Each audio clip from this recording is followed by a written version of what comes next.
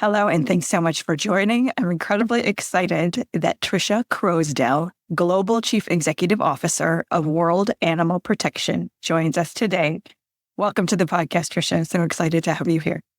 Hey, Erin, thank you so much. I'm so excited as well. Wonderful. To kick things off, can you share a bit about your background and what inspired you to take on the role of Global CEO of World Animal Protection? Yeah, sure. I think I can do the usual kind of career highlights. I joined World Animal Protection in 2022.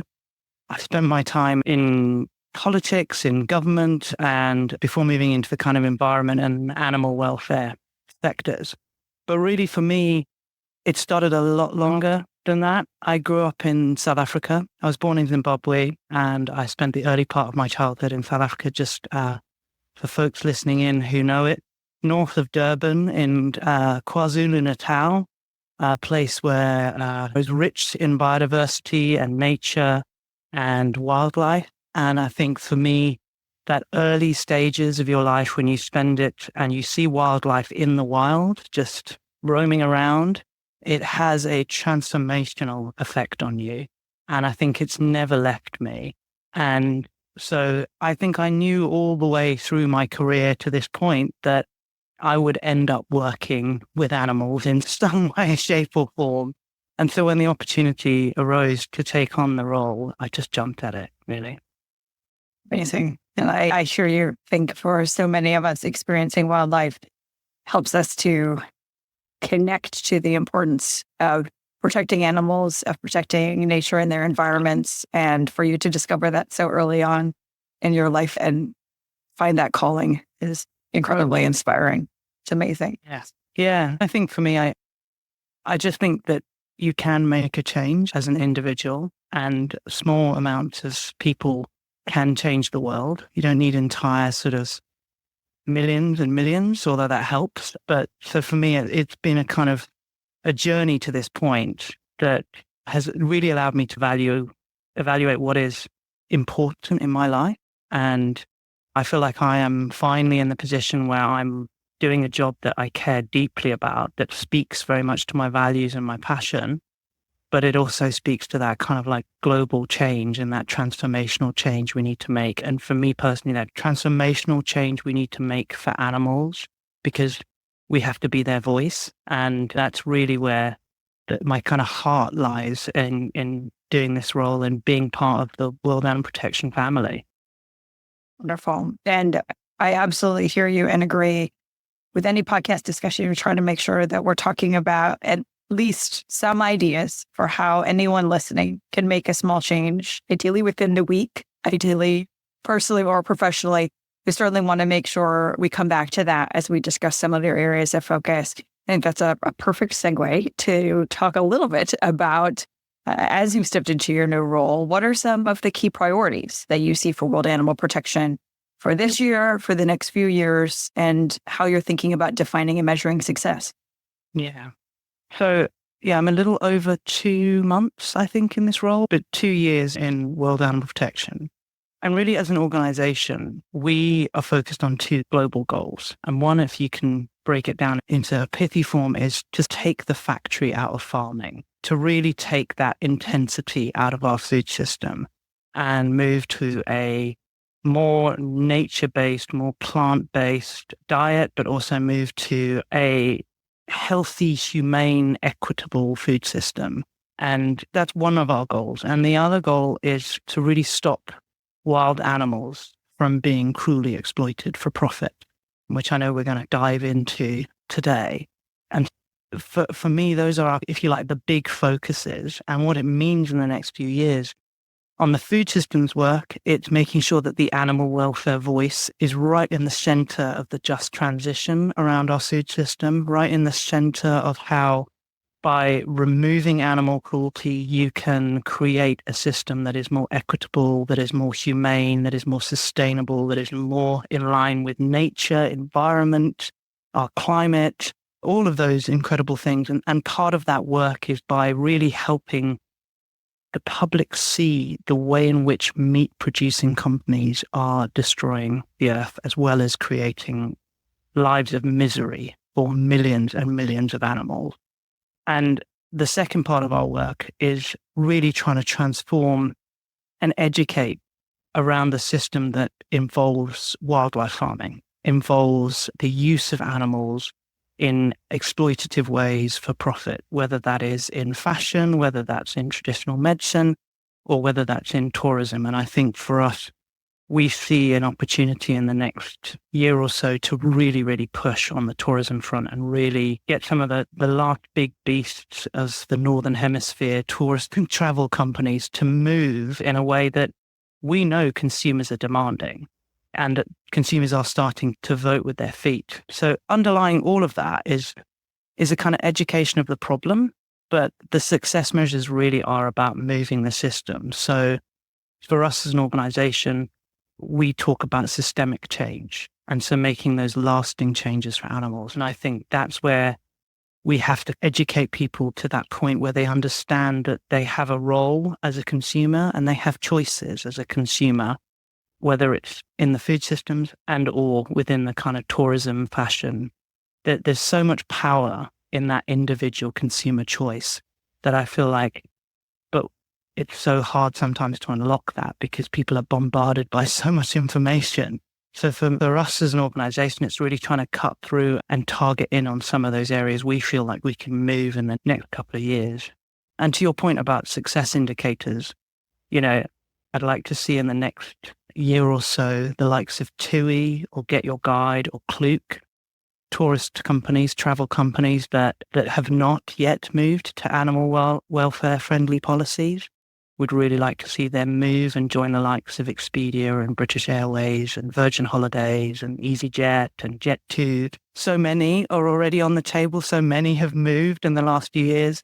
These seem like the antiquated beasts that need to move with it. And then, as I said on the food system side, really making sure that animal welfare is in that just transition of the food system so that we can treat animals in a much, much better way and actually have a lot less farmed animals on this planet being born into a life of kind of cruelty and suffering.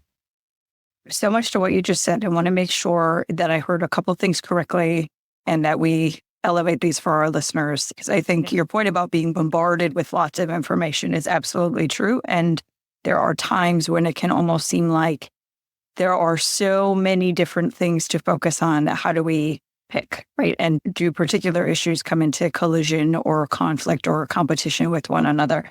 If I'm hearing you correctly, what you're elevating is that animal welfare is a key part of many conversations of issues that people are already focused on and are already championing. And those include more equitable and just food systems for humans. And those include efforts to protect our planet, to support nature, to address climate concerns and more, that these issues not only go hand in hand, but that by including animals as constituents, as part of that conversation, we're actually able to advance these other issues more comprehensively. Is that a fair statement? Yeah, absolutely. I think it's about, if you put animals at the center of this, the treatment of animals at the center of this, it runs into so many different areas. It runs into the environment, into climate change impacts. It runs into the way in which economies focus.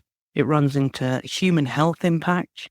So it's really, if you take a kind of animal welfare centrist viewpoint, you can see how a change in animal welfare policy has these incredible benefits elsewhere to us as humans, but also to our planet and to the restoration of nature. Absolutely. And you mentioned several of your key areas of focus. We'll make sure we include links for those so that our listeners can learn more about the decisions that they can make when it comes to travel and tourism, supporting these companies that have made positive advances and more. And as you mentioned, for our time today, we're going to focus specifically on the issue that you mentioned of wildlife farming, which we know you have developed and the organization has developed very robust reports, not only on the state of wildlife farming, but how to chart a path forward in terms of ending wildlife farming worldwide. So for our listeners who are new to this topic, let's start out with what is wildlife farming and why is it particularly problematic for animals, people, and the planet? So wildlife farming is the breeding and raising of wild animals, usually to sell the animals or their part or their products from them for profit. And as you said, World Animal Protection has done a number of reports and research into this. And most recently, we did a research project into the global scale of wildlife farming. The report of it is bred for profit. And we estimate that around 5.5 billion wild animals are bred and reared on wildlife farms for commercial exploitation. So that's 5.5 billion. Some of these wildlife farms hold more than 50,000 animals. However, the industry data is scarce and governments weren't actually able to provide that requested data. And I suppose what was for us was expected, but an astonishing lack of transparency. And by a result, in inadequate monitoring across the industry, which is deeply unsettling to us. The things to consider about wildlife and keeping wild animals in a kind of farm system is that they can suffer from disease, malnourishment, stress-induced behavior. We saw signs in our research of cannibalism, physical abnormalities caused by inbreeding, and premature death. And even in well-managed facilities, higher volumes of animals, the focus was on profit, not on wild animal welfare. And I think there's three key areas to this that are problematic. And they are public health, they're the argument around wildlife conservation, and about biodiversity loss. So if I take public health to begin with, these wild animals are in highly stressful, highly unnatural, and poorly regulated conditions. And what that means, if we put any kind of animal in close quarters in cramped, unsanitary conditions, it creates this ideal environment that is a breeding ground for disease. And it's when these unknown or new disease kind of jump to humans, you see catastrophic effects. And zoonotic disease outbreaks have thought to cause 2 million human deaths every year. And they're responsible for significantly more human illness. Of the zoonotic diseases in the human population that have come about since 1940 to 2004, 72% of them were from wildlife in origin. And these, there's stuff that we know now, household names like salmonella, tuberculosis, pneumonia, some others that we may not have heard so much about, like West Nile virus, hepatitis A, Campylobacter, all these delicious diseases, and, including avian flu, which we hear about more regularly. These are just some of the diseases that have been spread from wildlife to people. So it has a significant impact. It's not just something that's unseen. The other part of the argument that we are often talked about in terms of public information is businesses try and make out that actually they're part of a wildlife conservation effort, and who would want to criticize that? And they justify it as they're providing local livelihood and that there's a very important need to it. But none of the data stacks up on this. We actually just see the wildlife farms being used to be bred for further exploitative practices.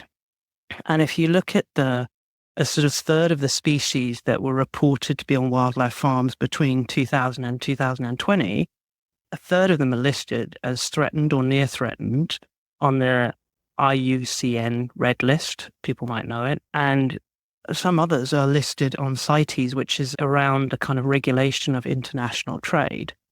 And so what I'd say to your listeners is, while a lot of wildlife trade is still legal, this kind of breeding and wildlife farm has been known to lead to demand and fueling of products that would otherwise not be known about. And it also gives opportunity for people to use that kind of like legal route to pass illegal products and launder those kind of products through those legal trade routes. So that's why it's such an important thing to highlight. And then finally, I mentioned biodiversity loss. There's countless species that are being decimated by the wildlife trade: elephants, rhinos, pangolins. And when you overexploit any animal or plant, it disrupts the balance of our ecosystem. So anything like an overpopulation, an underpopulation, or an inbreeding, it can really disrupt it. And what we see in kind of wildlife farming, but also across the piece in the treatment of wild animals, is that their habitats are being destroyed. And then there's this further argument to move into this wildlife conservation. But actually, it's all underlying the same problem, that wild animals being treated as kind of items of profit. And so it's that cycle that we're needing to undermine and break. Absolutely. And so just to recap, essentially what I'm hearing you say is not only do we have major issues in terms of the way animals are treated and essentially the lives that they're living, the conditions they're living under, we also have very real disease concerns for animals and humans. We have biodiversity loss. We have impacts on the planet. So when we come back to the first point that you made in terms of the issues for human beings, in terms of just and equitable systems, in terms of the impact on the planet, in terms of climate, that these spaces are directly related, and that the lack of transparency, the lack of reporting has led to a situation where many industry players may speak to conservation, but when you dig into your own data, when you investigate the practices that are actually being followed, and the lack of transparency around the space certainly plays a key role here, that essentially there are innumerable problems, as you just mentioned, and very few, if any, benefits when it comes to conservation. Is that a fair statement? That's correct. That's correct. So when we first kicked off the discussion, you mentioned a few different examples, but just to delve into these more directly, when we think about taking it a step further and the actual industries involved, how does wildlife farming supply industries, including the pet trade, tourism, traditional Asian medicine, and fashion? Yeah. So as we said in our report, we've estimated that there's 5.5 billion wild animals currently being farmed globally, and that this is a kind of best conservative estimate based on the industry's lack of available data. That kind of breaks down into 525 million amphibians, so tree frogs, salamanders, toads, newts. Then it breaks down into 171 million approximately birds from 246 species. Then 900 million mammals, so tigers, lions, macaws, dolphins. And then 441 million reptiles, so crocodiles, bred for skin and meat. And just in those names of the species, you can see there plays into the exotic pet trade, plays into the birds and also feathers that are used for fashion. And then the mammals you can see in lions, tigers, and dolphins.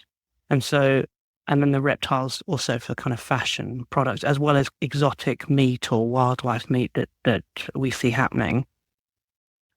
If I take one example, the tourism industry is exploiting wild animals on a global scale. Lions, dolphins, elephant are all used in kind of fee-paying tourism industries. And I think for me, the thing that I find saddest is that people who go and see a dolphin show, or they might go and wash an elephant, they don't realize the contribution they're making to a kind of lifetime of suffering. And in the case of dolphins, they've either been bred in captivity, as an example, or they've been caught. And you only need to go and spend a couple of minutes on social media that you can see how those dolphins are caught and separated from their pods. One of the cases that I've seen more recently is a family member has gone to Thailand, and they sent me a little video of a baby elephant at the side of the road. And what they didn't realize when they were sending it to me was that baby elephant was in something called the crush. And that is when it's in restraints to break its spirit so that it will stand for hours docilely and allow it to be touched. And I just think there's so many ways that we inadvertently cause pain without realizing it. But I think if you can witness and you can also make different choices, I think people would make different choices if they knew that. And this is sent to me by a family member. This is really sad, this little baby elephant's on its own.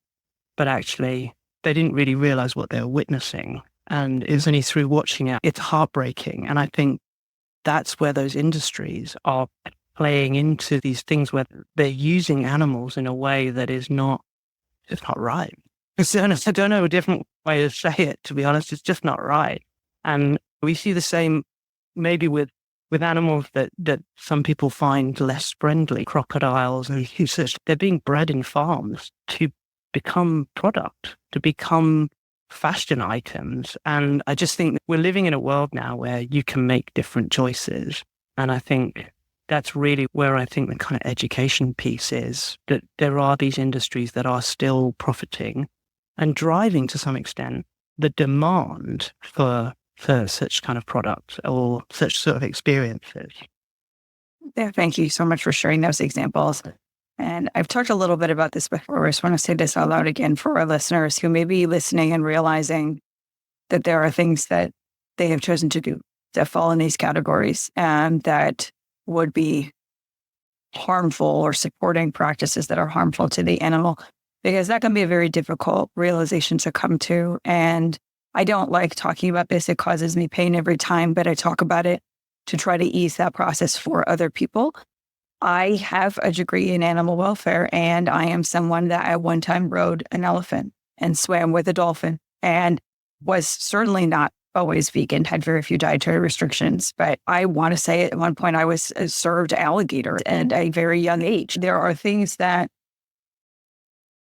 we experience, whether as children or adults, and we may even be someone that gravitates toward animals. And that's why we wanted to see an animal while on vacation or engage in a particular activity, and we don't know what has gone into that animal's suffering, and we can't change the past, right? But we can't let the past continue to remain part of our decision making if we can take a look at the problems and if we can change course. For myself, it's very difficult to talk about riding an elephant because I was in an age where on some level I knew that this elephant is not in the wild, right? This elephant is not in an environment that we would normally find an animal experiencing positive welfare. And I talk about it so that as we include links for others in terms of being empowered to make choices while traveling, being empowered to make choices on a day-to-day basis in terms of the companies we support.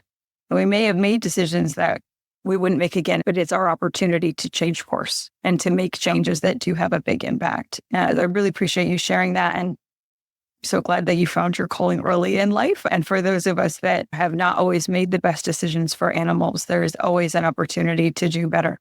And this is an opportunity for us to talk about some spaces. I think there's very little transparency in some cases. There's little understanding in terms of the animals in supply chains and the production environments that you're talking about. But I hope that our listeners, no matter what their past experiences are, can look at this as an opportunity to make different choices moving forward.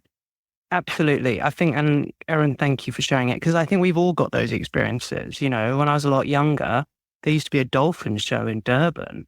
That doesn't exist any longer. And it doesn't, well, I don't know if it doesn't exist in Durban, but it doesn't exist in the UK. And I remember going to it and thinking it was kind of entertaining, but it's also reflecting back now how weird and strange and sad. And I now know so much more about dolphins in captivity.